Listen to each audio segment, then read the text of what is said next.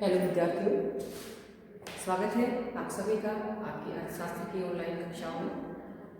तो बच्चों, आज भी हम 11वीं कक्षा का जो हमारा चैप्टर 10 था उसी को पढ़ेंगे, आगे करेंगे।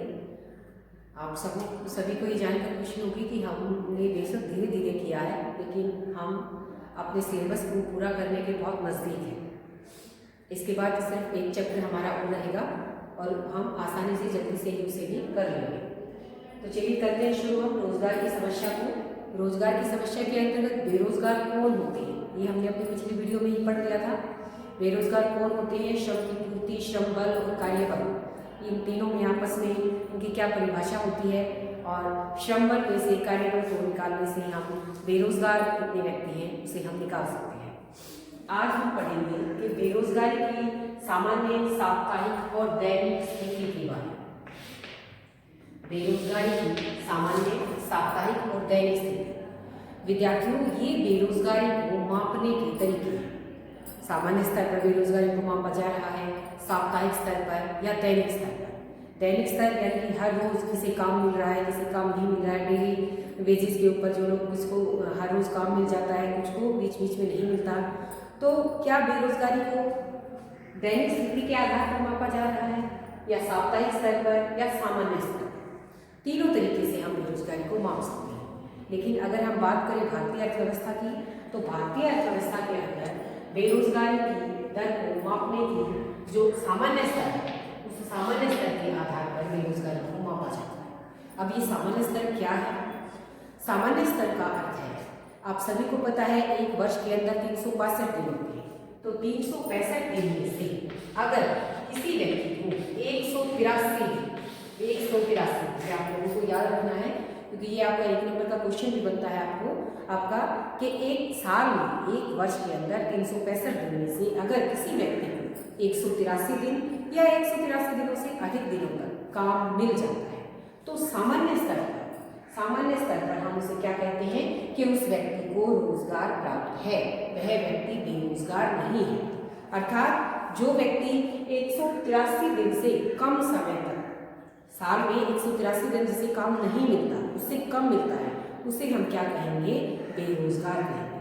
तो भारतीय अर्थव्यवस्था के अंदर बेरोजगारी को मापने का जो सामान्य स्तर के ऊपर बेरोजगारी को मापा जाता है, और सामान्य स्तर के अनुसार एक वर्ष में अगर किसी को 183 दिन या 183 दिन से कम समय तक जिसको काम मिलता है, तो उसे हम क्या कहते हैं कि वो बेरोजगार है। और जिसे 183 दिन से अधिक या 183 दिन जिसे काम मिलता है, उसे हम कहेंगे रोजगार प्राप्त। ये जो 183 दिन है, ये मानक जो स्टैंडर्ड हम मापते हैं, इसे हम क्या कहते हैं कि भाई ये मानक हमारा तरीका है मापने का, बेरोजगारी के सामान्य स्तर को मापने का। तो 183 दिन उन्हें काम मिलना चाहिए। दूसरा, साप्ताहिक स्तर पर कि एक सप्ताह के आधार पर जिसके अंदर मापा जाता है। दैनिक स्थिति के अंदर दैनिक स्तर पर हर रोज किसे काम मिल रहा है, किसे नहीं मिल रहा। तो भारतीय अर्थव्यवस्था के अंदर इस प्रकार के तरीके नहीं अपनाए जा रहे हैं। ये भी क्या है? बेरोजगारी को मापने के तरीके। इसके बाद सामान्य स्तर पर जो हमारी बेरोजगारी की दर है, उसे मापने का फार्मूला बनता है। ये फार्मूला आप सभी को याद करना है कि सामान्य स्तर पर जो बेरोजगार व्यक्तियों की संख्या कितनी है, यानी कि वो व्यक्ति जिन्हें 183 दिन से कम समय तक काम मिल रहा है, ऐसे व्यक्ति कितने हैं, उनकी संख्या कितनी है। सामान्य स्तर पर बेरोजगार व्यक्तियों की संख्या बटे श्रम बल का आकार। श्रम बल क्या होता है, ये हम अपनी पिछली वीडियो में अच्छे से पढ़ चुके हैं कि जो व्यक्ति काम कर रहे हैं और काम करने के इच्छुक हैं, और जो कि मजदूरी दरों पर निर्भर नहीं करता, जिसे व्यक्तियों की संख्या के आधार पर मापा जाता है। तो वो श्रम बल का आकार कितना है और कितने व्यक्ति बेरोजगार हैं, इनका अनुपात जो होगा वो क्या कहलाएगा? बेरोजगारी की सामान्य स्तर पर बेरोजगारी की दर। सामान्य स्तर पर बेरोजगारी की दर, जो बेरोजगार व्यक्ति है उनकी संख्या कितनी है, और श्रम बल का आकार कितना है, इन दोनों का अनुपात। इसके बाद चैप्टर में आता है कि बेरोजगारी के परिणाम क्या है। बेरोजगार लोगों को कम रोजगार मिलना, लोगों की आय न होना, तो इसका क्या प्रभाव पड़ेगा एक अर्थव्यवस्था के ऊपर। अगर हम अर्थव्यवस्था के ऊपर इसके प्रभाव को जाने, इसके परिणामों को जाने, तो हम इसके परिणामों को दो भागों में बांट सकते हैं। पहले को कहेंगे हम आर्थिक परिणाम, और दूसरे को कहेंगे हम सामाजिक परिणाम।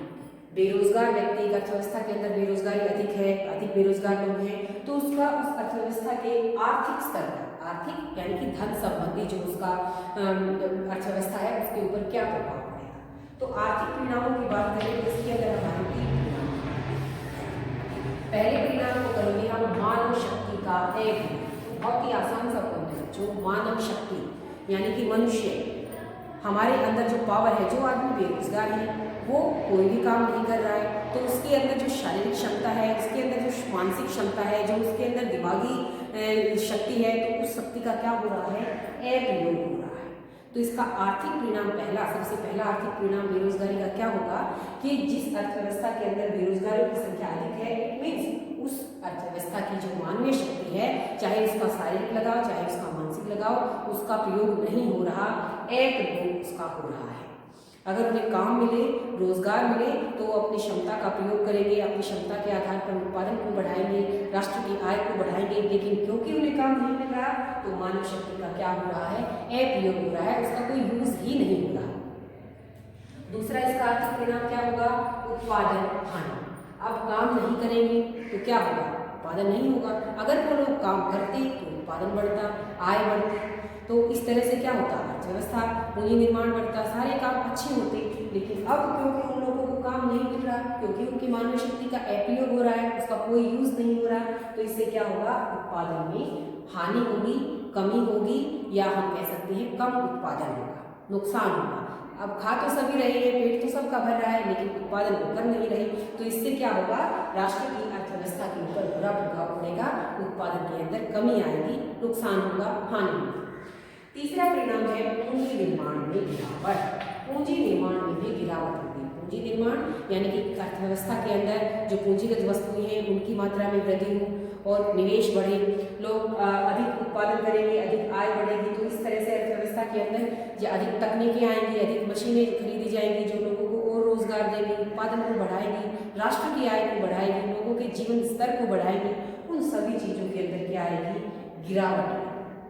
तो एक अर्थव्यवस्था के अंदर जो बेरोजगारी है या रोजगार प्राप्त नहीं है, उसके आर्थिक परिणाम मोटे सबसे पहला बड़ा परिणाम यही है कि मानव शक्ति का ही अप्रयोग हो गया।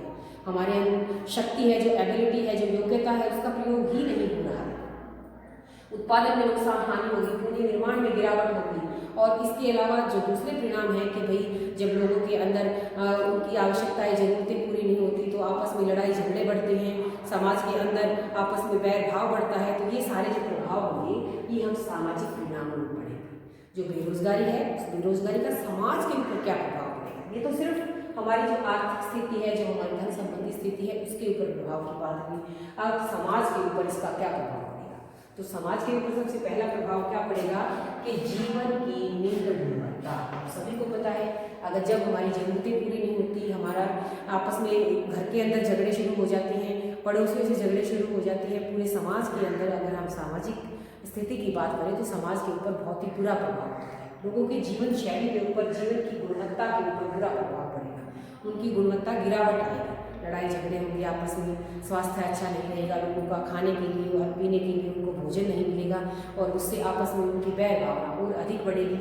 तो इससे क्या होगा, जीवन स्तर के ऊपर, जीवन की गुणवत्ता में कमी आएगी, लोगों के अंदर जो सामाजिक गुण होते हैं उन गुणों का ह्रास होगा, जीवन की गुणवत्ता के अंदर क्या आएगी, कमी आएगी। दूसरा, अत्यधिक असमानता।